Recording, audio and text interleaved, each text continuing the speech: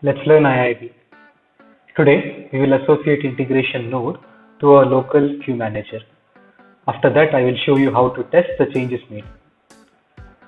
When you install IIB version 10, you only get a IIB runtime and IIB toolkit. You then have to install MQ server for a queue manager.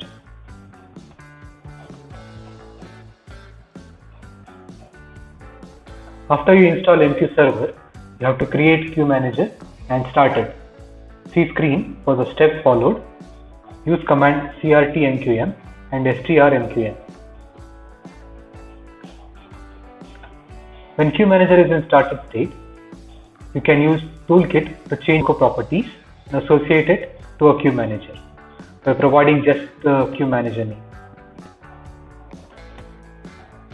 Toolkit executes MQSI change broker command in the background. You can avoid using toolkit and execute the command directly.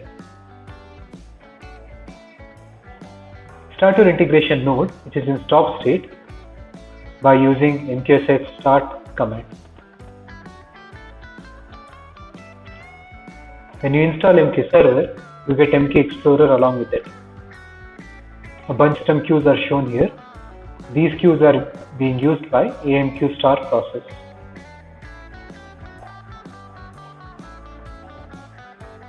Now that we have associated IIB and MQ, we have to test it. Why create our own application when you can use patterns from IBM?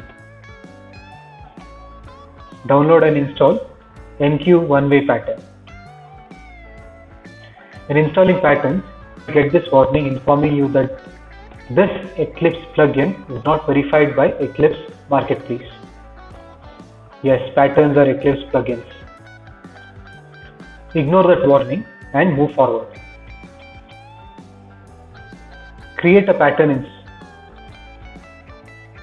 Name of the pattern instance will be used for the name of the project that you create. Provide input parameters as shown here. This pattern creates an IIB application that reads files from disk, converts files to MQ messages, and drops them in queue with main output. This is how the message flow looks. Most of the subflows only contain pass-through node in them.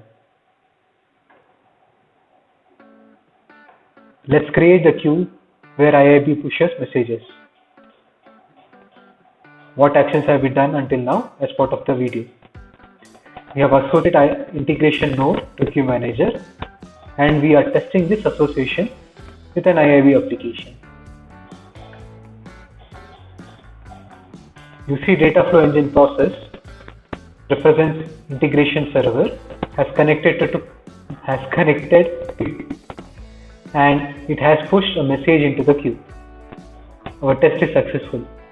This association of integration to queue manager is a local connection.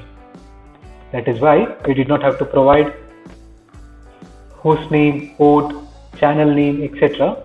or create a MQ policy. Do you know about client connections from IIB to MQ? Have you used MQ policies? Reply in comments.